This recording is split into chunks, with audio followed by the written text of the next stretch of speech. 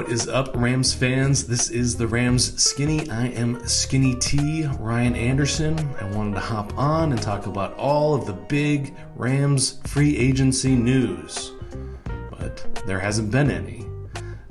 They haven't really made any big splashy moves, and which was to be expected. They have been working on getting their financial books in order so that they can move forward and rebuild for the 2024 season. But looking at the depth chart, they are going to have to make some moves. There are big roster holes to fill. And not only that, they only have 44 people signed to their roster right now. They can be up to 90. They're going to add maybe around 20 between rookies that are drafted and undrafted free agents that they sign, but they will still have more room to add. So taking a look at the depth chart, there's a few things that jump right off the page. You're looking at special teams. They have nobody signed for special teams. No kicker, no punter, no long snapper. Matt Gay is off to the Colts, and their long snapper has been signed as of this morning. Riley Dixon has not been signed by anybody, including the Rams, so that's still an open position that needs to be filled. Luckily for the Rams, there are several good options for kickers out there. Obviously, this is a really important position to fill, and you don't want to fill it with just anybody. I doubt that they're going to spend a draft pick on this position, so I imagine that free agency is going to be where they're going to have to go. Obviously, for all free agents, not just the kicker, it's going to have to be on a cheap Rams-friendly deal. So who's gettable for them is kind of up in the air. But here's a couple of names that are impressive in terms of kickers. Eddie Pinheiro from Carolina. He had the best field goal percentage last season. He's a free agent. Mason Crosby from Green Bay is available. And the Colts, since they now have Matt Gay, Chase McLaughlin is a wide open free agent that they could go get. McLaughlin did miss 6 field goals last season, but he 3 of them were from 50 yards or more. So he's a fantastic kicker as well that they could go after. Lots of long snappers that they could find in free agency as well. You know nothing about long snappers, but there are plenty out there that they can go after. Interesting thing about them is that most of them are already over 30, which I don't know if that's a good thing or a bad thing. Usually a football player over 30 is not the guy you want to go after, but when it comes to snapping the ball, I think having some experience there is a good thing. And then in terms of their punter, I think they should just try to keep Riley Dixon and roll along with that. So in terms of the offense, the only hole that's needs to be filled is backup quarterback. They just have Matthew Stafford under contract. Everybody else is either a free agent or Baker Mayfield has been signed by the Buccaneers. So they will need to find a quarterback. They could find a quarterback in the draft. I think that's the way they will go, just because quarterbacks tend to be expensive, and if you're going to have a backup quarterback, you're going to end up paying him a good backup quarterback. You're going to end up paying him too much money. But there are some interesting names still available out there in free agency.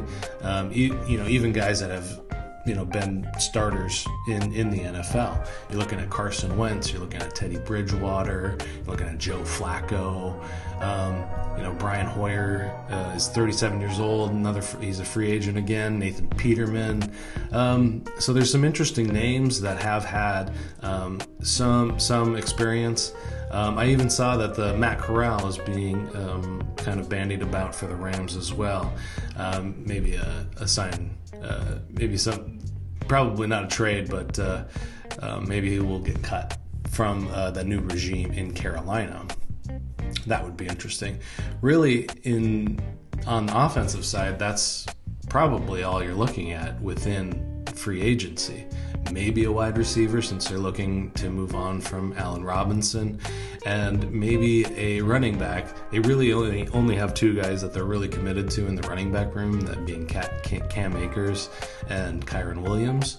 And with LaFleur coming in, I think they're going to change up how they're wanting to run the ball. So they might have their eye on somebody, but again, a cheap free agent deal. In terms of the offensive line, I don't think that they're going to bring in a veteran free agent for the offensive line. I actually think they're in a pretty good spot. They'll definitely draft for depth, but I think they're going to roll with who they have on the offensive line.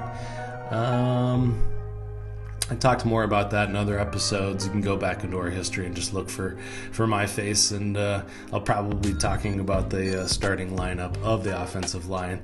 They're just not going to get hurt as much as they did last year. It seems just impossible that would happen again. That's my opinion, so we'll see how that plays out. Now on the defense, that's where you see the biggest holes in the depth chart. Both A'Shawn Robinson and Greg Gaines are free agents. They were the starting offensive line alongside of Aaron Donald. I think getting Greg Gaines back and Marquise Copeland back is the way to go. And then you can see what you have in Bobby Brown. Maybe even Ernest Brown will get a chance to get some playing time, and the Rams can see what they have in those two guys.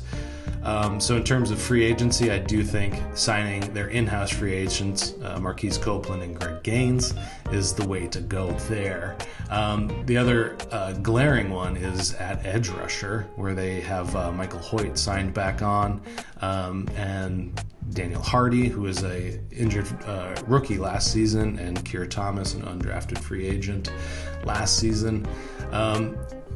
This is something I imagine for the long term they're going to be trying to account for with their very first draft pick, that number 36 draft pick.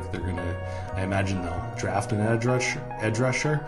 But it would be nice to see a veteran free agent come in on a low team-friendly contract, just because there is so much youth currently at that position. So it would be something that would bolster them and give them another kind of coach in the room almost. And there's some interesting names out there in free agency. There could be a reunion with Dante Fowler. He not only played for the Rams, of course, but he also played with Raheem Morris in his last season at Atlanta. Carlos Dunlap and Justin Houston obviously past their prime, but just guys that would bring that veteran presence to the Rams locker room at the position, which would be super valuable for them.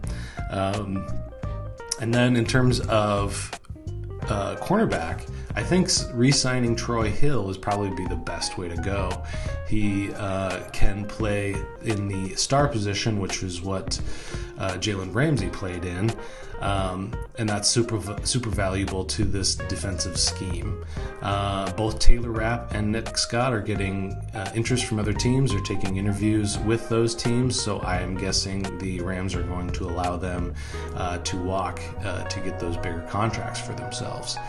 And then in terms of the starting safeties, I think Jordan Fuller and Quentin Lake are going to be your starters, with Russ Yeast filling in situationally.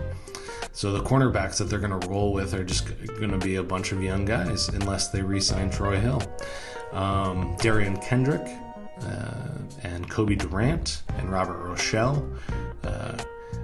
Kendrick and Durant were added last year through the draft, so they're going to be in their second seasons, and Robert Rochelle will be going into his third season, so not a lot of veteran presence in that room either. So having Troy Hill would definitely go a long way for that as well.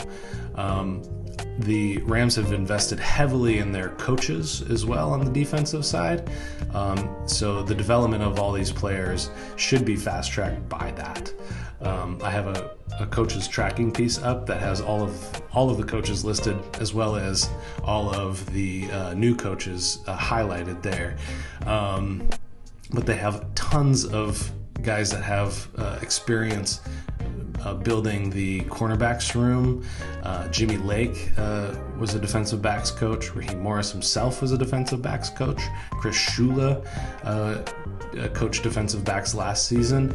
And they've brought in even more people that have experience in that. So these guys are going to have all the tools that they need, at least from the coaching standpoint, to take big leaps forward, and the Rams are going to need that. The Rams have been focusing on the offense. They want to get back to a place where they can score points. So this defense has taken its lumps. Losing Leonard Floyd and obviously Jalen Ramsey are huge losses. So this defense is going to have to learn quickly. So that is kind of my take on what the free agency market will be looking like for the Rams. Officially, free agency started this week. I think for the Rams, it will start next week when some of those agents are going to get a little bit more desperate to get their clients onto teams, and they'll be a little bit more willing to loosen up those restrictions on what they want for their clients. So I think that's when we'll see most of this stuff happening. So I think, a couple of deals here and there. They're obviously going to be adding to the quarterback's room. And then edge rusher, I think those will be the ones that they tackle from the outside. And then from the inside, I think they're going to go with the defensive line, and I think that they're going to pick up Troy Hill's contract. If not Troy Hill, maybe Rocky Sin might be an interesting name to keep an eye out for in free agency. Let me know what you think of the Rams skinny and all of these thoughts that I put out there. And keep an eye out on LAFB Network for all of our great Rams content. I'll have some more stuff up there as well as we get closer to the draft. Have a great day.